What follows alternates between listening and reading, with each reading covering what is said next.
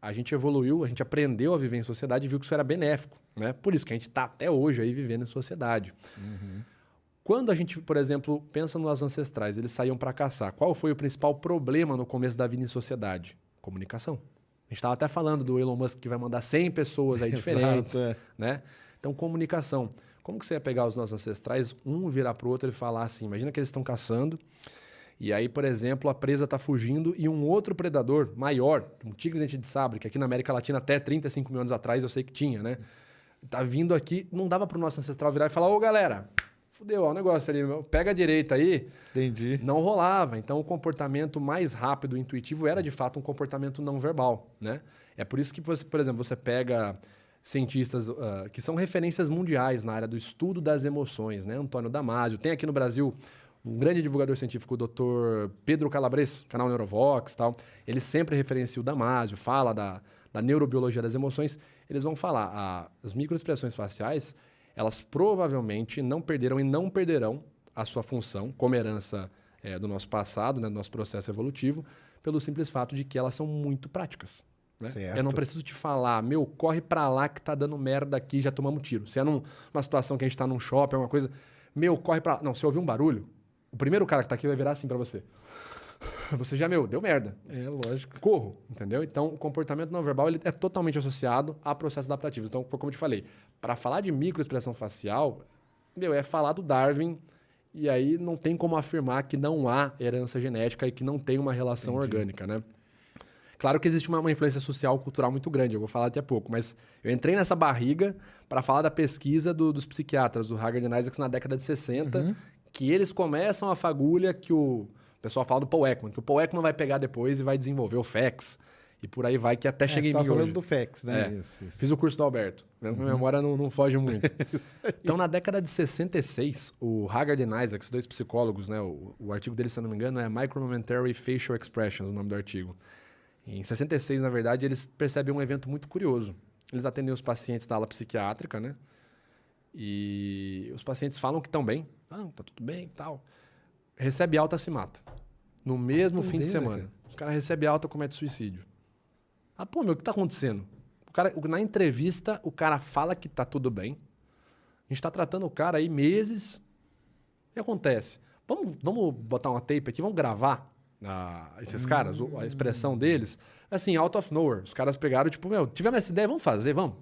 Nada, a gente gera um paper aí para mostrar que pelo menos não tem relação nenhuma. Exatamente. Aí eles vão lá e deixam a tape e começa a gravar. O que eles percebem? E isso foi um trabalho do caralho, velho. Porque pensa, era em filme, fotofilme. Então eles tinham que ir frame por frame com o binóculo, com o microscópiozinho. Pra poder ver o que estava acontecendo. Eles viam, por exemplo, alterações que ocorriam em 1/4 de segundo, que eram o que eles chamavam de caretas micromomentâneas. Eles falam disso no começo. Então, por exemplo, o cara falava que estava bem e ele fazia uma careta micromomentânea negativa. Tipo, eu tô falando com você, não, eu tô bem. Entendi. Tristeza. Você pensou em cometer suicídio? Não. Felicidade. No contexto, que a gente sempre fala de linguagem corporal, que ela necessita de contexto, no contexto não fazia sentido aquela emoção estar ali. Mas aí o cara tava misturando o negócio de linguagem corporal com o negócio da avaliação da desonestidade também, né? É um princípio ali, é um pioneirismo nisso aí, porque até então não tinha nada disso. Entendi. Né? E eles chamam isso ali de micromomentâneas e por muito tempo vai ficar esse nome, micromomentâneas e tal.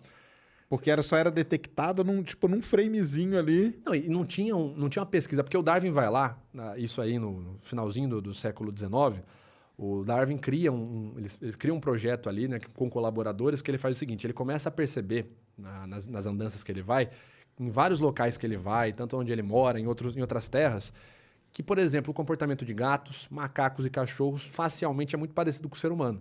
Ele vai lá e fala assim, por exemplo, uma briga de bar, o sujeito empurra o outro, ele tá alterado, o que ele faz? Ô, meu irmão, sei o quê? O gato e o cachorro, você puxa a comida dele, né? Ele vai ter esse comportamento. Ele fala, aí o Darwin faz assim, será que tem relação? Porque se em teoria todo mundo veio de um ancestral em comum, em teoria a gente poderia ter isso aí no nosso processo evolutivo, empareado com outros animais. Então o Darwin lança essa semente. E ele vai lá e fala, olha, se for uma relação, são comportamentos momentâneos. Entendi. Associados à sobrevivência, à manutenção da vida social. Ele vai lá e pontua brilhantemente isso no livro chamado A Expressão das Emoções nos Homens e nos Animais. Então ele fala isso lá atrás Em 66, o Haggard e Isaacs mexe nesse negócio aí, nesse artigo que eu te falei. E aí, no finalzinho da década de 60, você tem Sylvan Tompkins, que é um psicólogo, professor universitário de psicologia. E ele começa a ganhar a vida dele aos finais de semana, né, para corroborar o salário, sendo, na verdade, o olho bom em apostas de corridas de cavalo. Olha só. Como que ele acertava as corridas de cavalo? Ele analisava a expressão facial dos corredores. Não, dos corredores. Só faltava falar que era do cavalo, aí ferrou. Nessa época não tinha o Equifax. Não, pô, o cara tá valendo o tempo mesmo, né, cara? Ó, o pé de pano ali tá chique. Não. Ele analisava a expressão para avaliar quem estava mais confiante, né? E isso era assim, era no primeiro momento, tal, bacana. Aí ele pensa assim, vou fazer um artigo, será que eu consigo catalogar isso? Tipo assim, tá, existem expressões faciais. Quais? Quantas? O que é? Quantas emoções são? E aí ele começa a criar ali um sisteminha, né? Que ele divide em 7, que a gente vai falar também depois das 7, né? E ele faz um estudo com bombeiros, acho que são 27 bombeiros, se eu não me engano. Para esses 27 bombeiros, ele mostra rostos de várias nacionalidades diferentes, fazendo 7 expressões emocionais diferentes. Raiva, desprezo, medo, nojo. E ele percebe um high agreement, né? Um alto nível de concordância.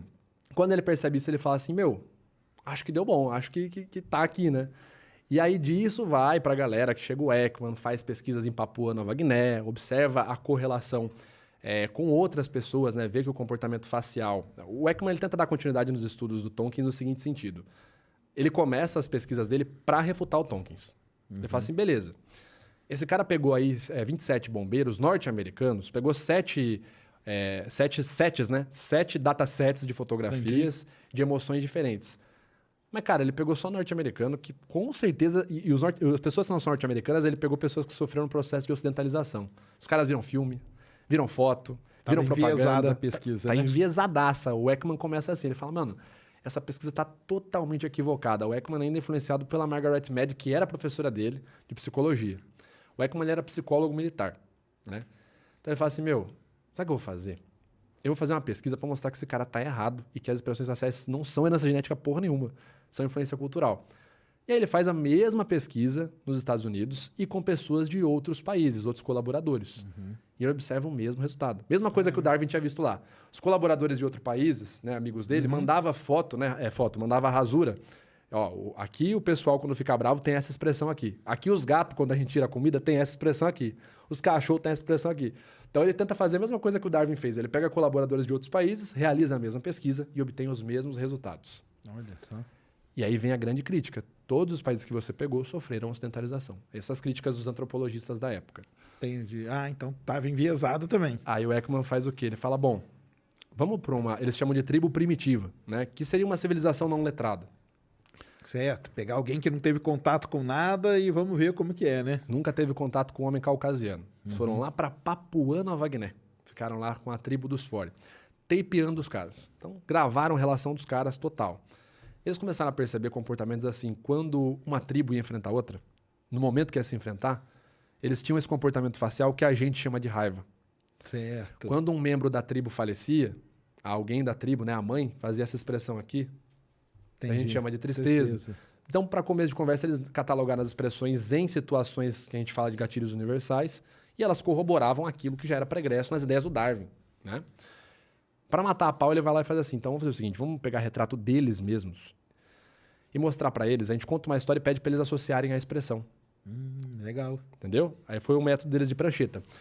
O entrevistador não tinha acesso, ele não via qual que era a figura que o entrevistado pesquisado estava vendo, né? Eles estavam de costas. Certo. Só tinha uma marcaçãozinha para eles poderem ter o controle depois na pesquisa, né? Então chegava lá o participante número 1. Olha, imagina que você saiu para caçar com o seu irmão e vocês conseguiram matar um javali desse tamanho. Qual dessas caretas você faria a hora que você pegasse o javali? Aí o cara falava essa aqui. Aí ele anotava figura 349 para pergunta do javali. Tal. Aí depois ia fazer uma correlação. Bom, a história do javali, os caras escolhiam sempre essa gravura aqui. Felicidade. Qual que é quando morresse um membro da sua tribo? Essa aqui, tristeza. Então eles identificaram duas coisas que são bem importantes. Primeiro, que a gente enframe, ok? Enframe, congelado durante um frame, de um ápice de contração facial emocional. O ser humano tem sim a capacidade inata de reconhecer, tá? Em frame. Se a pessoa, de fato... Um negócio parado. Se eu chegar a apresentar aqui e falar, ó, você tem... Ah, tem isso aqui. Tem, sim. isso aqui é isso. E o oposto também ocorre, né? O receptor e o emissor. Eles captaram situações reais, genuínas, que a expressão facial era a mesma, contextualmente corroborava com as ideias que o Darwin tinha falado 100 anos antes. Para ajudar isso, você tem atualmente, aí no final, tem duas pesquisas do Antônio Damasio, uma na década de 90 e uma nos anos 2000. O Damasio é neurobiologista, PhD em psicologia, doutor aí, é autoridade no assunto, não é youtuber, o cara realmente é cientista que tá lá todo dia, né? Eu falo youtuber porque a galera fala de mim e fala, não, eu sou youtuber, entendeu? Eu tô fazendo vídeo, beleza? Isso que eu falo de mim. Mas ele fez duas pesquisas, eu não lembro o nome específico, mas quem quiser pesquisar é The Role of Somatosensory Cortices on Visual Recognition, reconhecimento das expressões faciais. E ele identificou que o nosso córtex somatosensorial está associado, sim, ele tem reações neurofuncionais quando detectamos microexpressões faciais emocionais, especificamente quando é emoção. Qualquer outra reação, não. Quando é emoção, córtex somatosensorial bipa. Então, aí você vê que isso corrobora ainda mais a afirmação orgânica, né? Porque se a gente tem o receptor, não ia ter o emissor, né? Sim. E tudo isso para falar do FEX. Anos e anos depois, o Ekman faz essa pesquisa na Papua Nova Guiné, tem essa constatação que eu te falei, vem e faz um negócio que eu acho brilhante. Eu, sendo uma pessoa que é ansiosa, jamais faria o que ele fez. Ele vai lá em 1969, num congresso de antropologia, apresentar essa teoria orgânica das expressões faciais universais, cara. Chega lá com... Nossa. Maluco. Ele chega e fala assim, então, galera, esses comportamentos emocionais na face não são sociais. Cara, foi escorraçado. Dali, 2 participantes saem e falam assim, meu, você tá muito louco, a gente vai provar que você tá errado. Carol Izard e o Carl Hyder. Os dois saem dali, não, a gente vai para uma outra tribo fazer a mesma pesquisa, com certeza. Cara, o Carl Hyder, numa discussão com o Ekman, ele ainda fala assim, meu, você tá muito louco. A tribo dos Dani, na Micronésia, eles não têm nem palavra para falar o que é uma emoção, quanto menos expressão facial.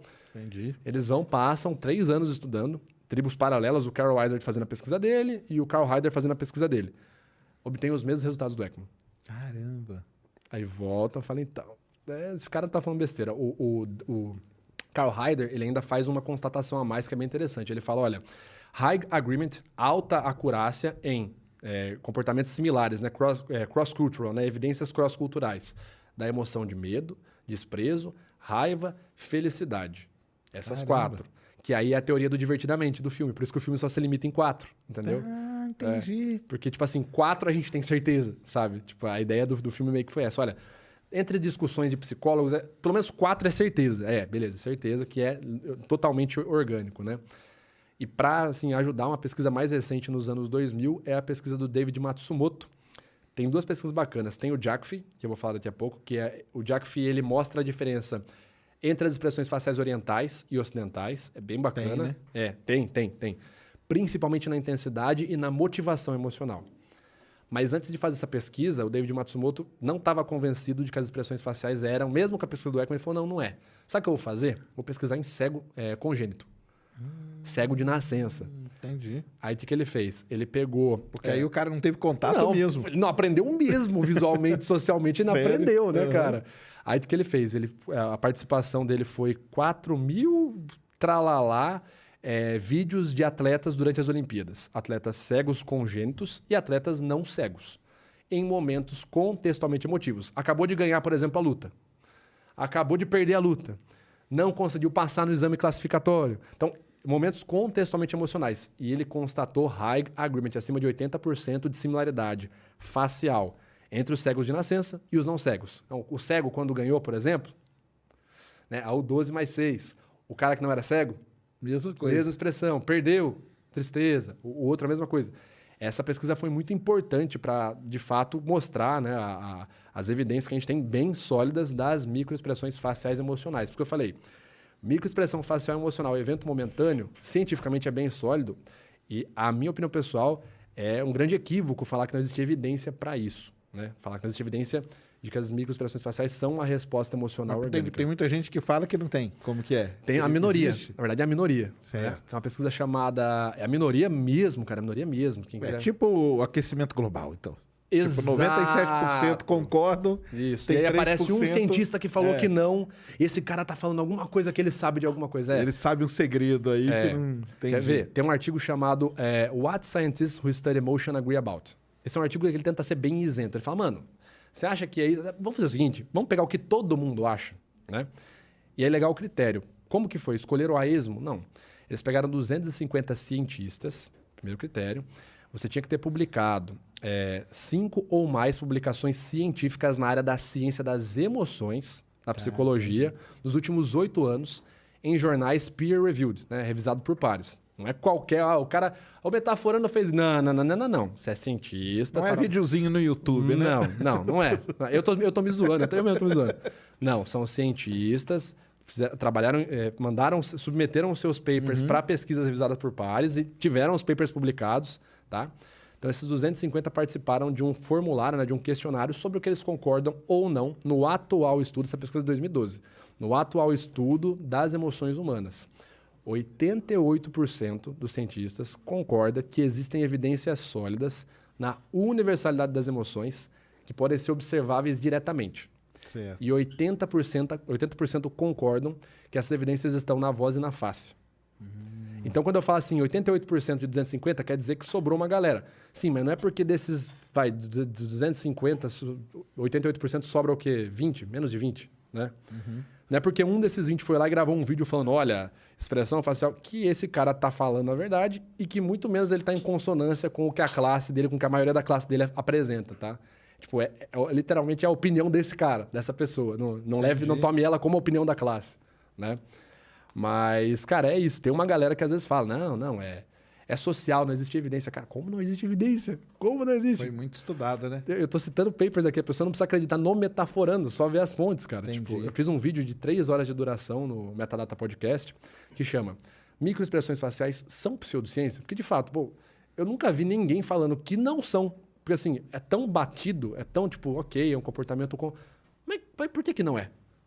Por que não é? E aí a gente fez esse processo de responder isso ao inverso. Tipo, vamos tentar pensar ao contrário. Se fosse, o que seriam as afirmações? Tá, a afirmação não é pseudocientífica. A gente está falando do processo evolutivo. Então, você quer refutar o Darwin para começo de conversa, já está estranho essa conversa aí. Entendi. Mas cara, às vezes a gente recebe umas críticas aí sim, cara. Vira e mexe, a gente recebe. Aparece. Chegou a comida. Quer comer ao vivo? Quer? Cara, como que você costuma fazer? Pra mim tanto faz, cara. Vambora. Pode pôr.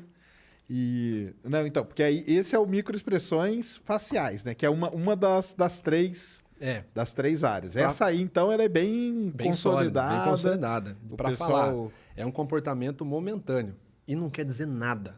Isso que é o bacana. Eu identifiquei uma microexpressão de raiva. Tá, raiva pelo quê? Não, é raiva. Só é uma raiva mesmo. Mas isso aí também é meio natural da gente saber que todo mundo faz, né?